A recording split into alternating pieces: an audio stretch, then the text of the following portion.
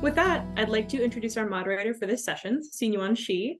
Xinyuan is a technical service provider with the Savanna Institute based out of Indiana and is a co-author of the updated Riparian buffer guide that will be presented today.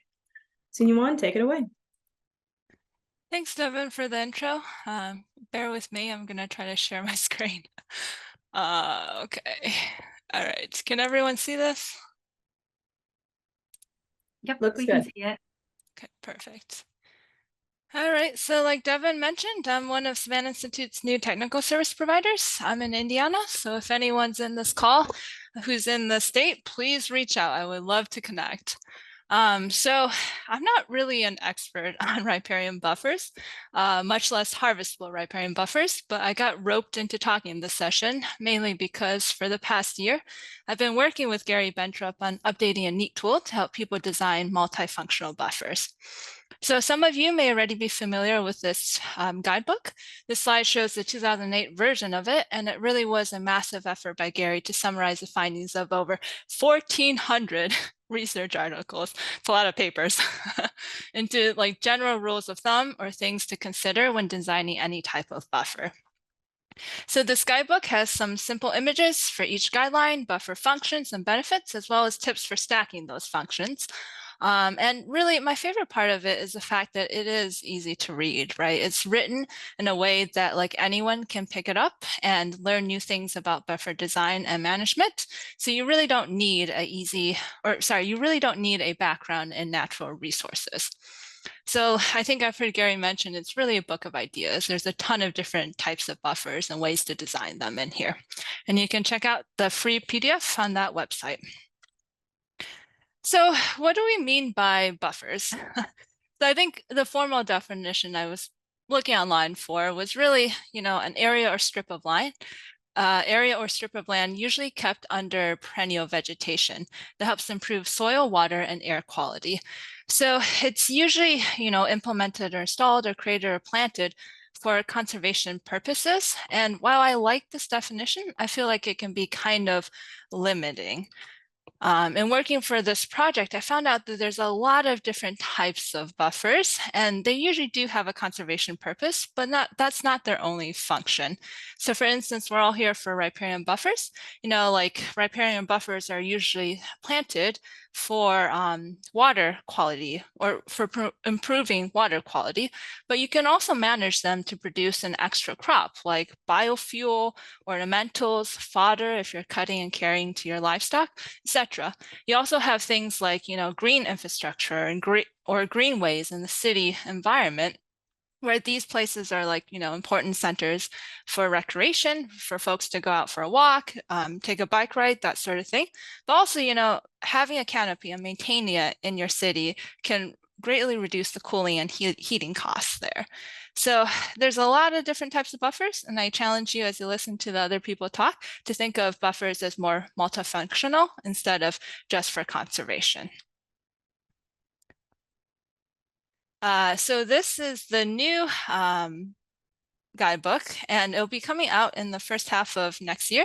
Gary created this beautiful cover illustration, and this whole project was really funded through the generous support of the Great Lakes Protection Fund. So I think someone here is from that, so shout out to you.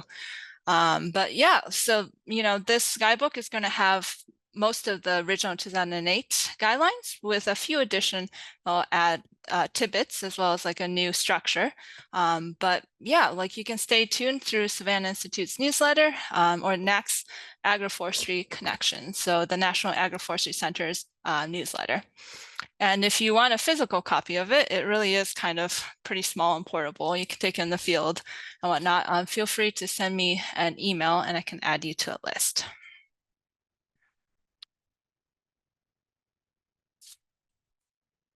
So next up, we have the other author, Gary Bentrup, who will be going over things to consider in buffer design, as well as other resources and programs that can support you in your riparian journey. So Gary Bentrup is a research landscape planner at the USDA National Agroforestry Center, and he's been a phenomenal resource and advisor to Savanna Institute. And he's always super generous with sharing information, his knowledge. So please take it away, Gary. Well, Thank you, Xinyuan, and thank you, Savanna Institute, for hosting the Perennial Farm Gathering. It's one of the highlights I see in the year, and it's exciting to be a part of it. And I do want to give another shout out to Xinyuan. Her assistance on updating that guide has been just instrumental and really appreciative. And also a shout out to the Great Lakes Protection Fund for their funding to fund Xinyuan. So, this idea of harvesting buffers, is kind of bubbling up as a more common topic of discussion, particularly in the agroforestry community. And so with this session and my presentation, I'm going to give kind of a fairly high-level view of what are some of the kind of considerations to think about regarding harvestable buffers. And this just provides a little bit of a roadmap for the presentation. So when we think about harvesting buffers, there are definitely some advantages to thinking about how riparian buffers historically have been thought of primarily as a conservation practice, a little bit separate from some traditional agroforestry practices where production and conservation might be blended. But now there's interest in, are there opportunities to optimize farm productivity here, produce products for home use, or possibly for market or barter? And then there's the opportunity. We know from research that wider buffers are generally better for a variety of ecosystem services, water quality, wildlife habitat, and does trying to accomplish some production in buffers offer the opportunity to justify expanding the width of a buffer and maybe getting some other ecosystem services. And lastly, there is evidence that if we harvest more biomass from buffers, we can improve some of the water quality benefits, and can talk more on that later. Obviously, though, with anything, there is also some cons or challenges. Riparian areas are very dynamic.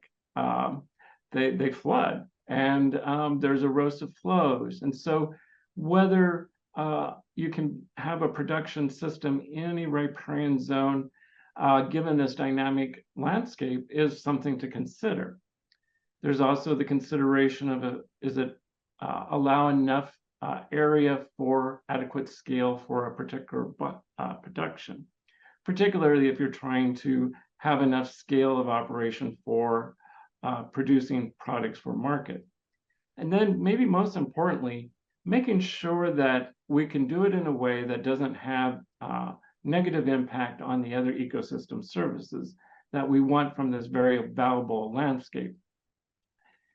Some of the potential products that can be grown in buffers, here's just a categorical list. It's no means inclusive. A lot of these kind of categories and species will be familiar with people because they're some of the species that we would grow in other agroforestry type settings. But as I mentioned, we want to think about how we do harvesting or growing species that we might harvest that try to do this balancing act between production and the other ecosystem services that we derive from riparian buffers. And here is just a table. We're not going to go through it. There's a lot on it, but it's a list of all the kind of different functions that vegetative buffers can provide. Most of these in riparian settings, some of them in upland settings. And it's just to be cognizant of, as we work in these environments, how do we try to achieve all of the, or achieve the desired suite of functions and maximize the benefits while minimizing potential trade-offs. So what I really want to kind of spend a little bit of time on is thinking about the planning and design considerations for harvestable buffers. And I broke it out into kind of 6 categories shown here. And they're not, it's not a linear process where you work through all of these and you come out at the end. It's more of an iterative process where you might work on thinking about site considerations and then think about management and so forth and species. So a very iterative process. So first up is site considerations. Probably one we think most about when we're thinking about agroforestry projects. Within a riparian area, though, I think there is additional considerations to take in account. Soils can be very variable in a riparian area due to deposition, with alluvial deposits, and can vary very close and have different terraces. So that's something to take a closer look at. Microclimate differences. You can get cold air drainage into a riparian area possibly, and how might that affect production? Disease and pest. You have an area that usually has a higher humidity and lower temperature. That might be good, or it might be bad for some possible pest and disease issues. And then, of course, the moisture and flooding regime. Can it, the production system you're thinking about, fit into this environment? And then when we step back and think about landscape considerations, these are the things that are generally off our property, but that will have impact on our potential project. And thinking of things like, are you adjacent to an area which may get off-site herbicide drift? Riparian corridors are great for wildlife habitat and for movement, but does this lead to kind of some predation considerations, and how might those be managed? And then thinking about production, if you're producing for markets, what is proximity to markets? As we move into kind of use or kind of product considerations, of course, what do you want to derive from the harvestable buffer? That might be the best starting point. How does that fit in with your overall goals and operation? And then if you're thinking about actually kind of markets, what are kind of the markets opportunities and options?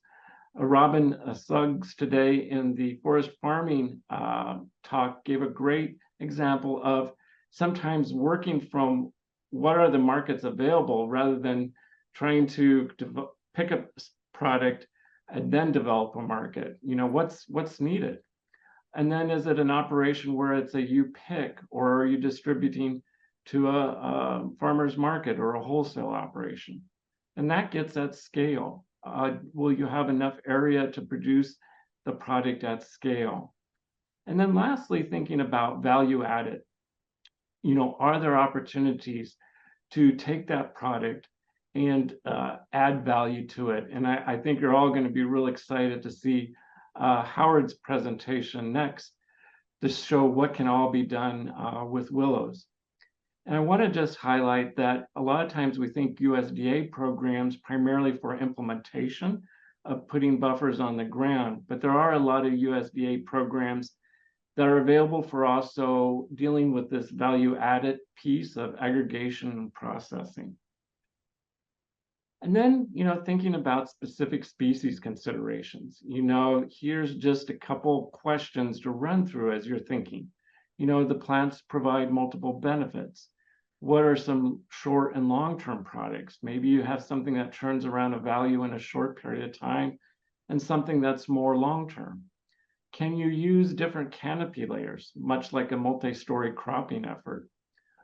And then thinking about trying to avoid plants that could compromise other buffer objectives. Sometimes species will harbor insect or disease pest in part of a life cycle. For instance, not that we would use buckthorn, it's an invasive species, but it can be harbor the part of the life cycle for the soybean aphid. And then also thinking really hard about trying to avoid any species that could be potentially invasive. Riparian corridors are like an interstate for plant propagules. They can really be distributed, and so we want to be really careful what we grow in it. And I know there's going to come up a question, can I plant non-native plants in my buffer if I'm getting funded through NRCS? And unfortunately, the answer is it depends. And we'll get a little bit to that in a sec. Management considerations, too, are also really where the rubber meets the road. Thinking about how would you establish your system in a buffer by hand or mechanical. Thinking about the timing and labor.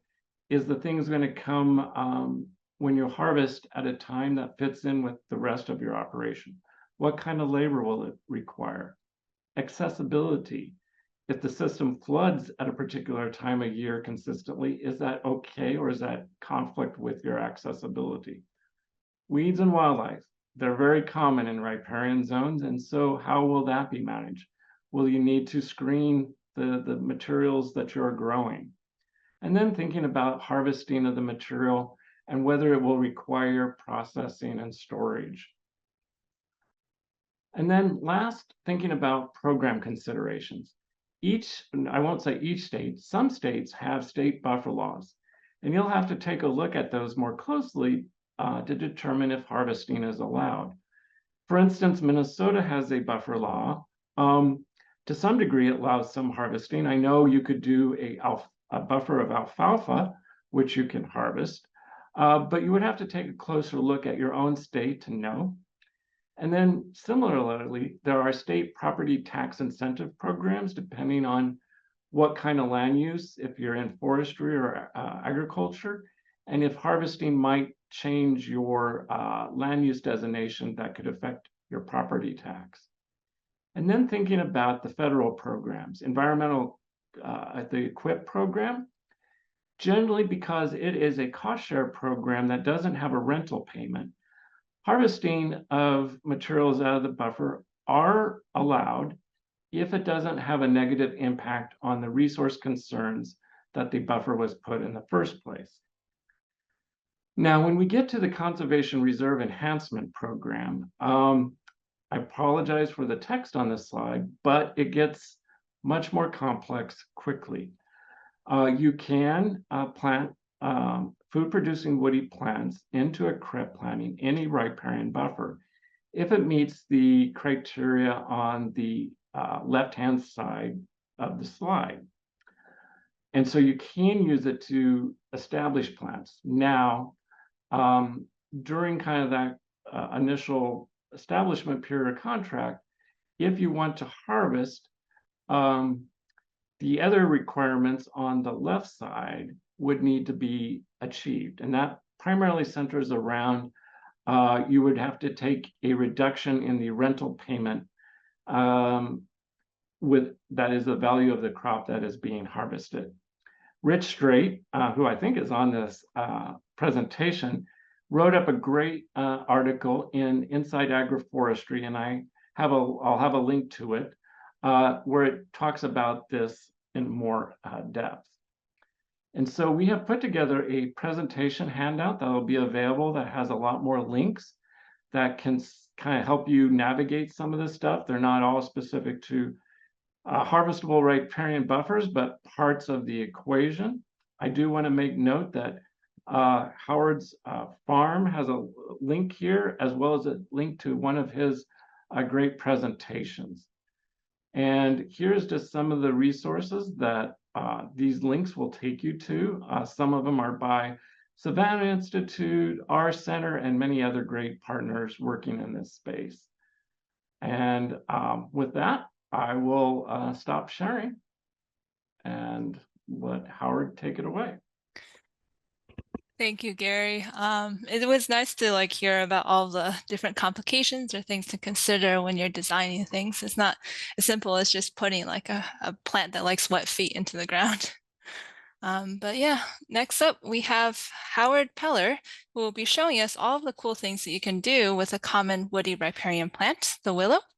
So Howard is known as the Willow Fellow.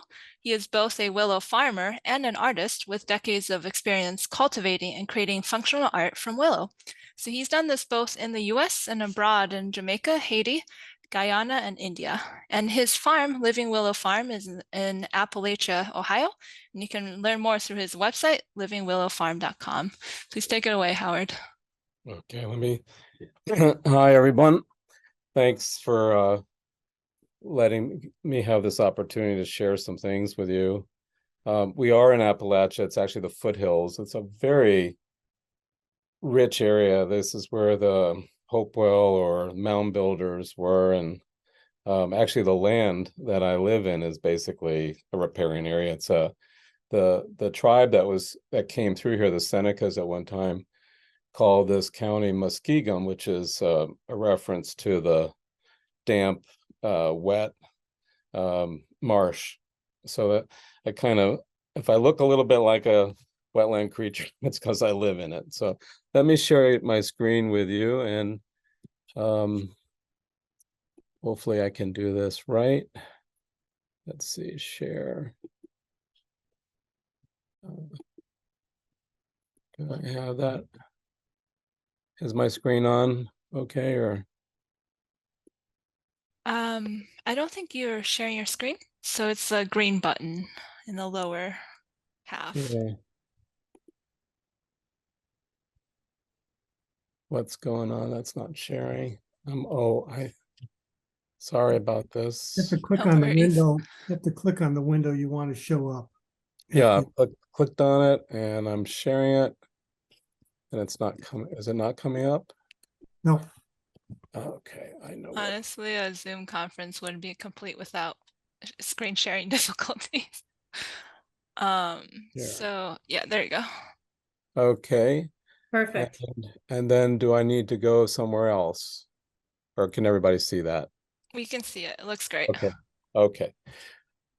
All right. Well, the name of our farm right now is called Living Willow Farm, and I celebrate living and life, and a wetland and a riparian area is really one of the central places of life.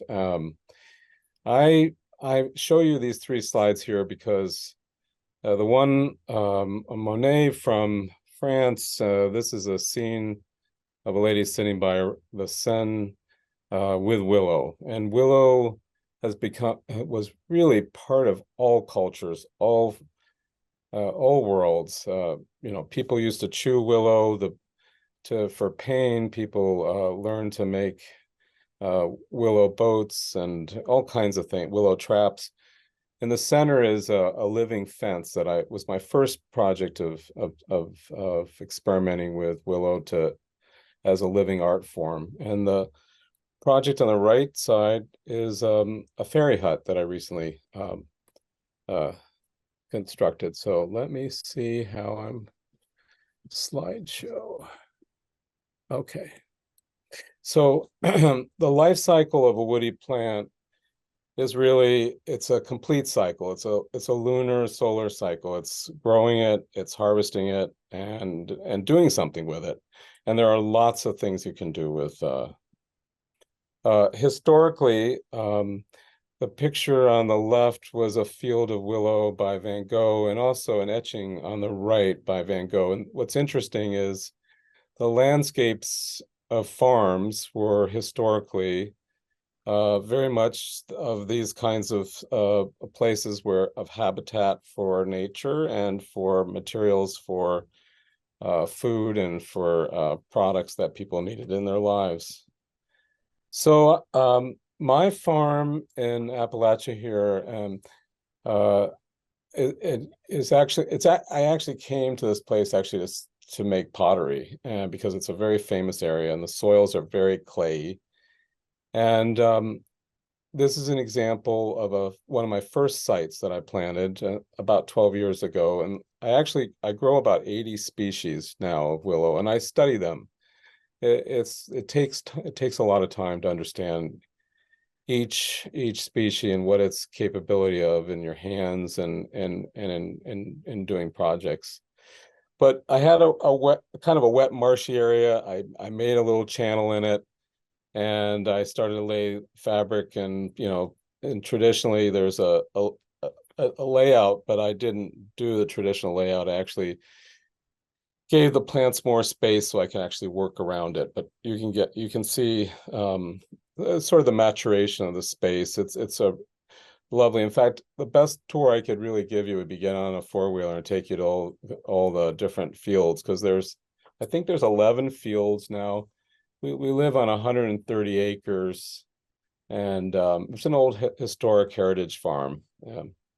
This is a grove that I put in by the real bottom. It's all marshy, wet behind it. And the willows I'm growing here range from the hybrids that grow 15 feet in a year to basket willow that will grow 6 to 8 feet. Then there's a grove of willows I put in a watershed area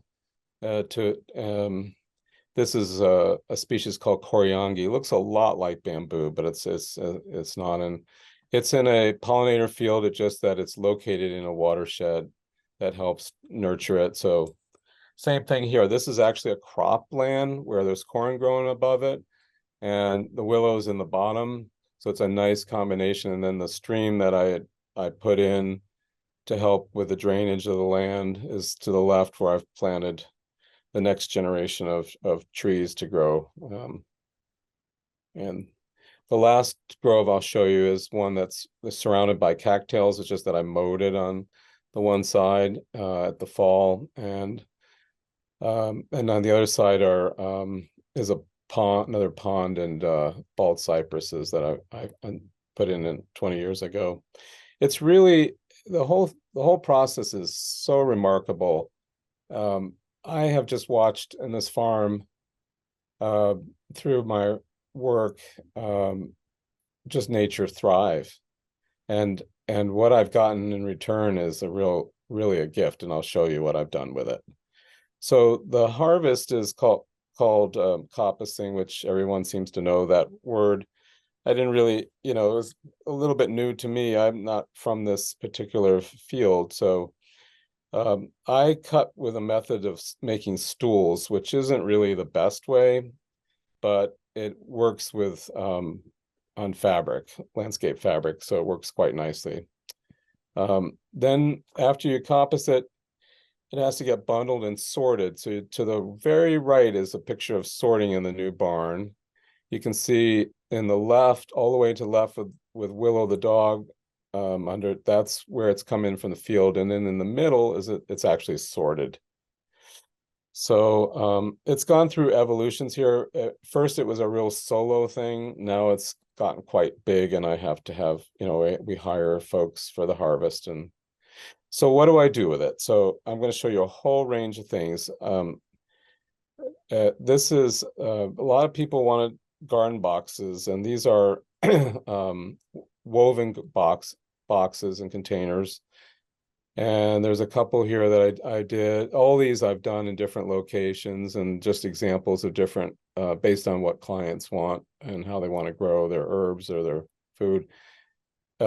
Pulleting hay and running a livestock through your willows is another benefit. The term hurdle came from, originally was herding livestock and temporary fencing.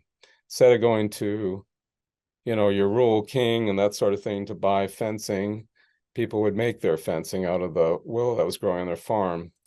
So I've turned that into a more modern look, and you can see this was a recent piece I did in Napa just about a month ago, and another piece I did recently in Virginia, more sculptural piece.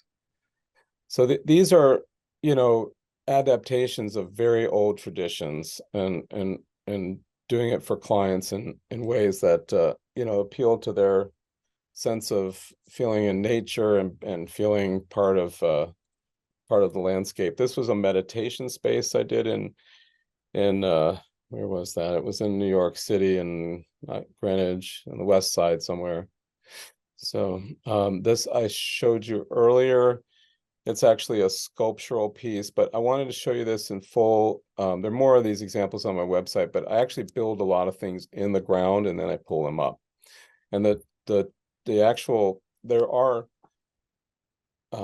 Willow particularly has all kinds of techniques, but all these fibers have so many techniques, and if you find out a little bit more about me, you'll know not only have I worked with all these different folks all over the world, but I've tried to boil it down to a handful of techniques that can make anything. And one of the techniques is actually sticking things in the ground and weaving, because there you have a solid base, so you can make something quite large and quite wonderful with that. And this actually came from boat making in the UK, Wales, this type of idea. So more sculptural pieces. This is part of the Centennial exhibition in Chicago for architecture.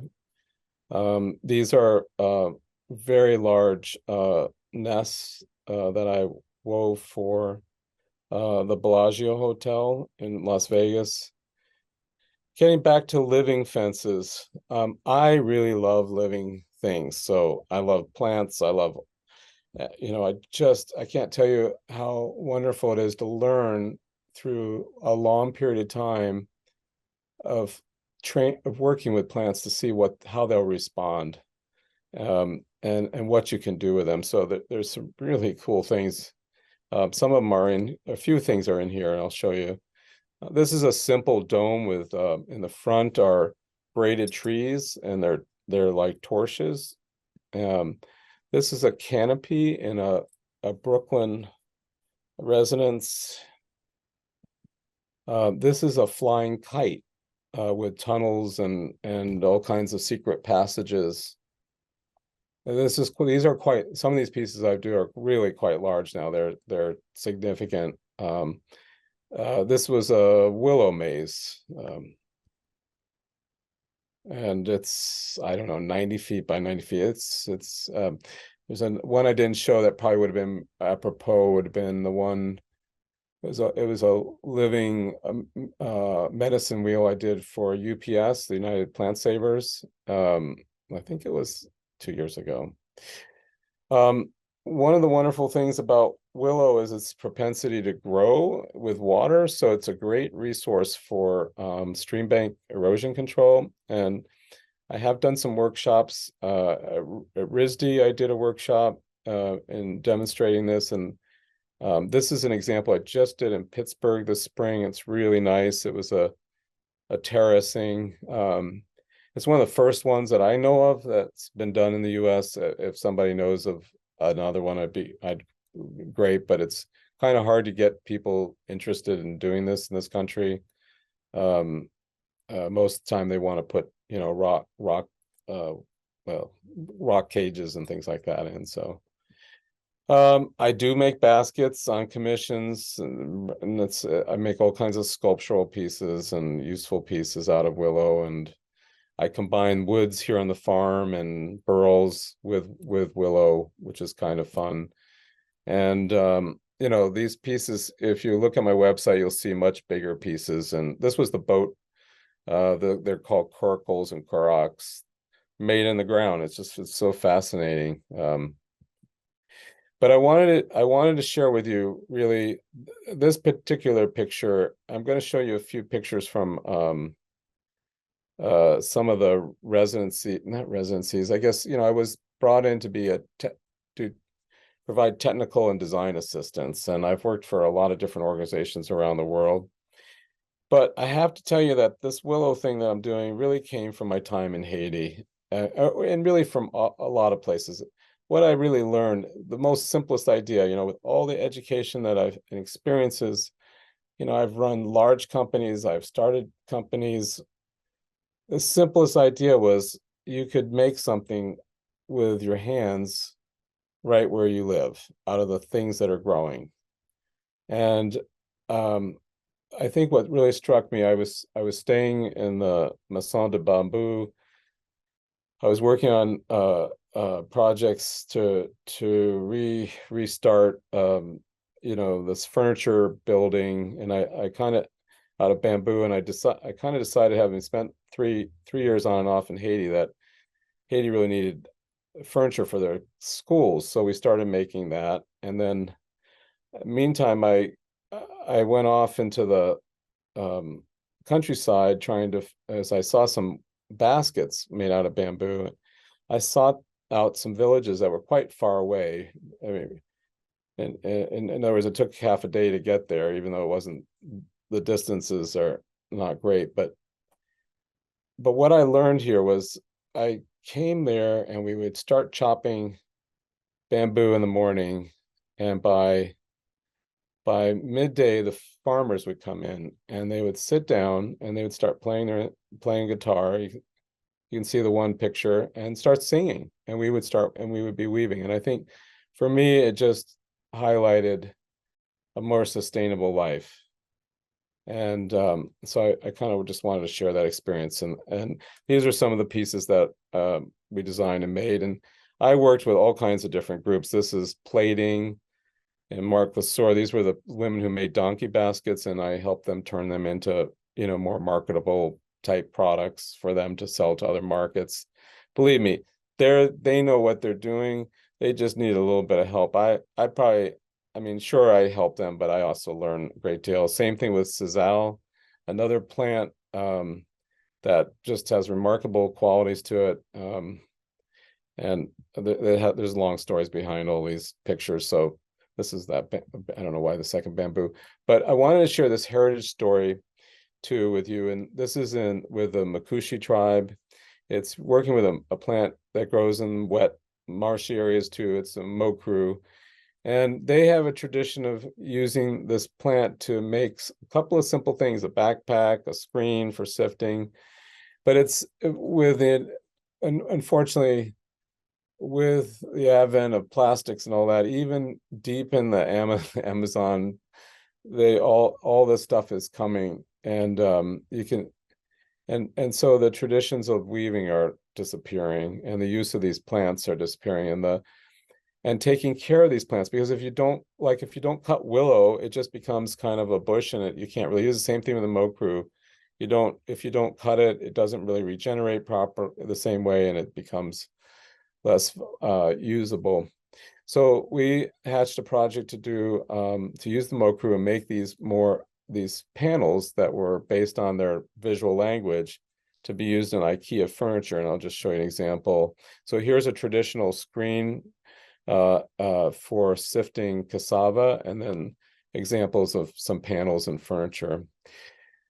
So a picture here just showing this very simple thing of farming and willow. And these are willow polar trees, and it's a very renewable, sustainable craft. I think, if anything, I think most people at the conference know the synergy. But I share these last two slides with you. Just that's me, a little younger, and the willow just leaping up and dancing up in the air, and all of its potential there. And on the right is I just spent almost 3 months in India working with a dozen different fibers with agriculture communities.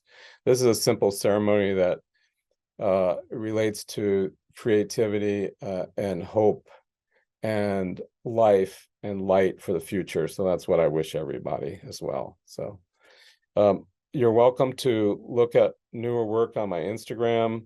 That's where I keep all the new work. My Living Willow Farm has a lot of information. Gary linked one of the slides to it.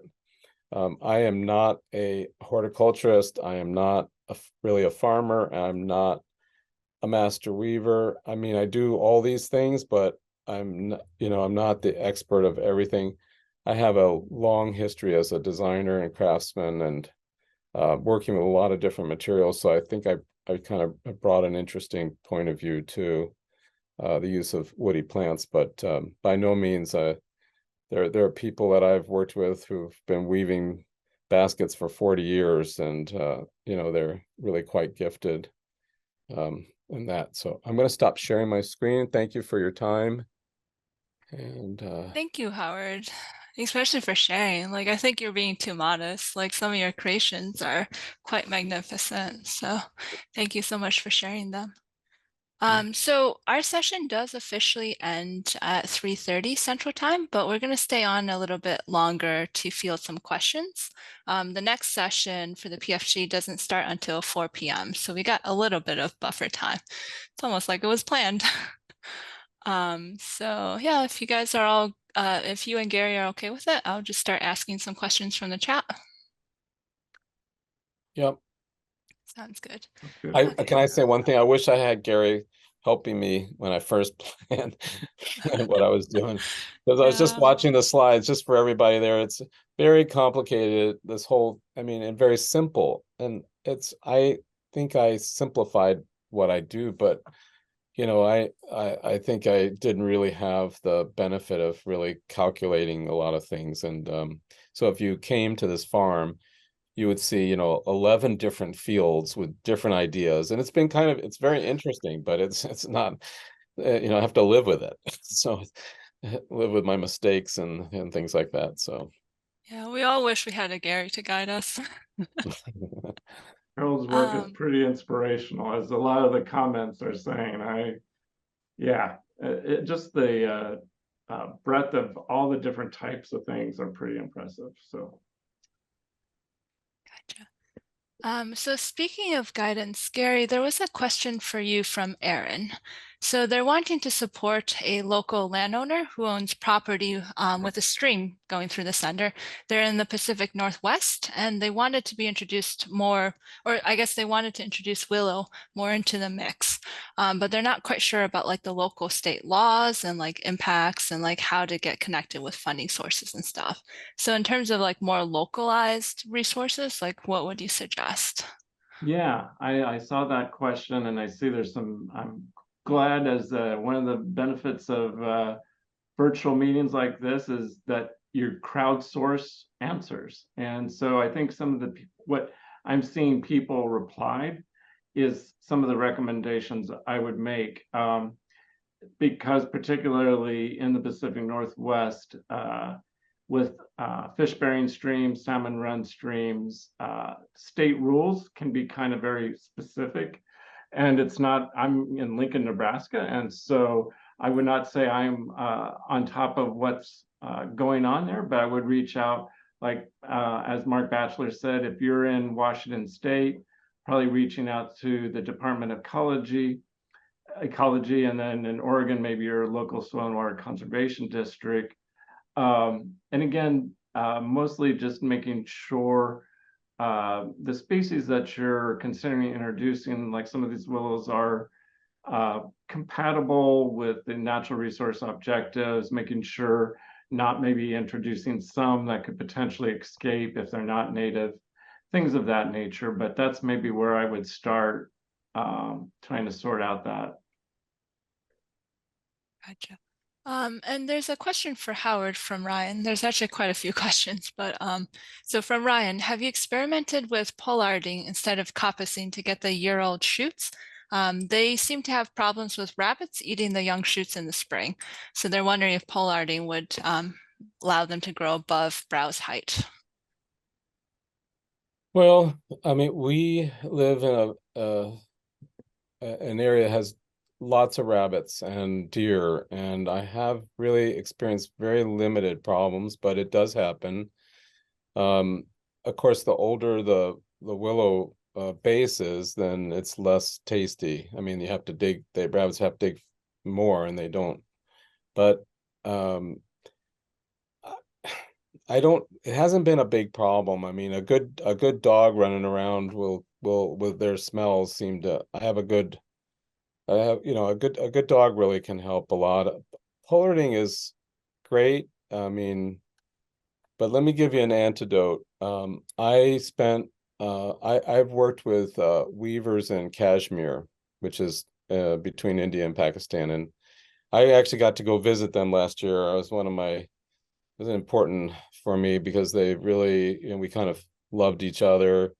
I helped them with different techniques, and I was working with a World Bank on this, and the farmers in the fields, they grow a tremendous amount of willow. In fact, I would have loved to have shared all the stuff I've been doing, but I couldn't for the simplicity of this.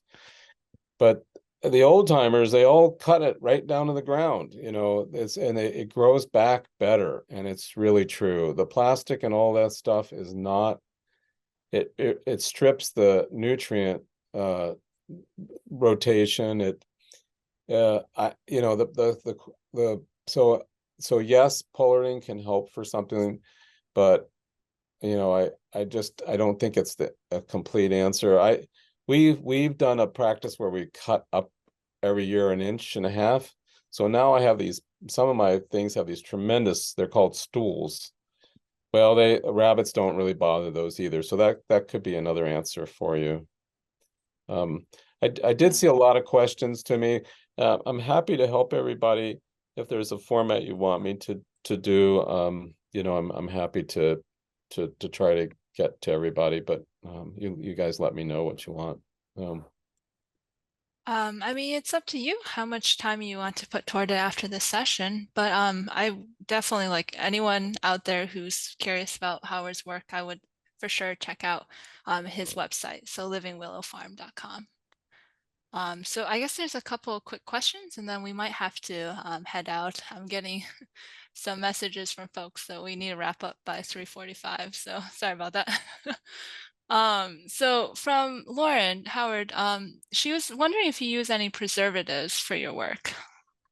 Look, for dry work, I do. But only for wattles. There are formulas, old formulas and new formulas that involve natural oils, and you know, now there's UV inhibitors, things like that. So I do I do that for the dry willows for things like wattles. I really wouldn't suggest things like usable baskets and stuff like that. I use beeswax if I want to renew something, and with a little bit of mineral oil in it. But otherwise, you know, I'm a big proponent of living structures. So I wouldn't, you know, if I had a choice, I wouldn't do a wattle, but people want that, and so I will do that for them. But I love living fences and living walls, and you just can't even believe the kind of nature that it sets up. I mean, just the songbirds and the whole, you know, I've got, you know, all kinds of insects I've never seen here that that just are very happy that I came, I guess. So Yeah, well, speaking of living structures, so Talia was wondering, how long does the willow last in the living terrace installations you were showing? And she also asked, like, what kind of wood was used inside the planting beds between the willow and the dirt? well, you can use whatever you like. Those I used to use recycled cedar from telephone poles untreated, but can't get those as easily now. So we would mill them up at the mill on the side of the property. Now, I mean, those were cedar in some cases. You know, you don't want soil to touch willow, because like any woody object, it's just gonna disintegrate. So you have to have some kind of barrier. It doesn't have to be wood. You can use other landscape fabrics and things like that. But you know, I tend to work for people who want things really nice and just want to spend a little bit more money. So those are cedar boxes. I mean, I just pile dirt and grow stuff, so I don't have anything like that. I mean, if you come here, you'll see the willow fields and you'll see some willow sculptures, but I don't do a lot of the fancy work for myself. You know, it's like the shoemaker doesn't have his shoes, so there just isn't time. Like right now, I came out of harvesting to come talk to everybody, and then I'll go right back here is when we're done. So we're in the midst of our seasonal our basket harvest, not our living harvest. We'll do that. Sure. All right, one final question. So this came from Carolyn, and Gary, I saw that you kind of answered her question in chat, but she was talking about they're planting a riparian buffer and have an existing problem with giant ragweed. I think you sent her a ragweed resource, but could you share any recommendations for preparing the land for establishment of riparian buffers? Yeah, I mean, I think, you know, specific to, well, one of the things I think to think about, and there was a great comment regarding maybe using possibly goats to control some weeds prior to establishment. And, you know, not to necessarily always rely on herbicides, but if that's a route you want to go, you do need to look at probably ones that are approved for aquatic zones. And I'm, again, not going to claim I'm up on the latest ones. I think rodeo was one that was approved a while ago, and I think has a moderately effective rate. So again, you might want to check and see what's available, but making sure you're using things that are suitable for aquatic environment areas so that we don't create any problems, if that's a route you're going to go. Gotcha. Well, thank you all. I think that's all the time we have for today. But yeah, thank you for sharing and your tidbits and advice. Like I learned a ton. I'm really excited about the Willow stuff. So please, if you guys have any other questions, do check out our message board. There's a ton of all the resources from this session are posted there. And if you have any questions to Howard, feel free to check out his website. So